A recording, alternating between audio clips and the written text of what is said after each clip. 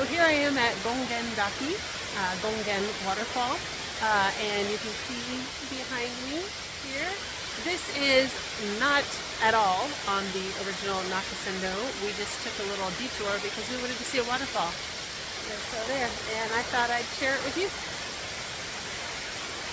Get you some photos.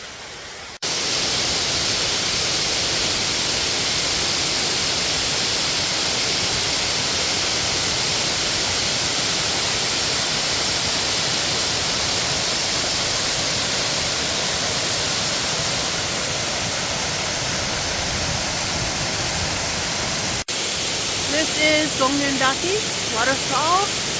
Gongen waterfall. Gongen is a deity, but this particular waterfall, while named for him, was actually potentially discovered, definitely utilized by the founder of Ontake-san Shugenja. Ontake being a mountain, I think actually the second highest in Japan. And then right in this little nook here, he performed his waterfall meditation rituals. So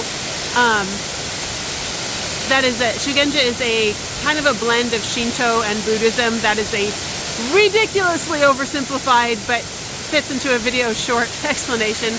And so it's a syncretic blend, and it does involve a lot of meditation and fairly physically challenging rituals. And so in that little nook there, he did his waterfall meditations, invited the deity to come and bathe there.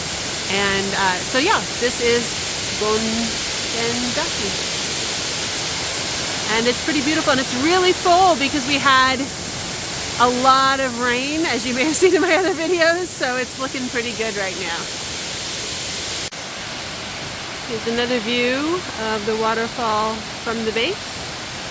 And I should mention that Kiso no Yoshinaka, who is also Minamoto no Yoshinaka, he's just known as Kiso because he was here in the Kiso region,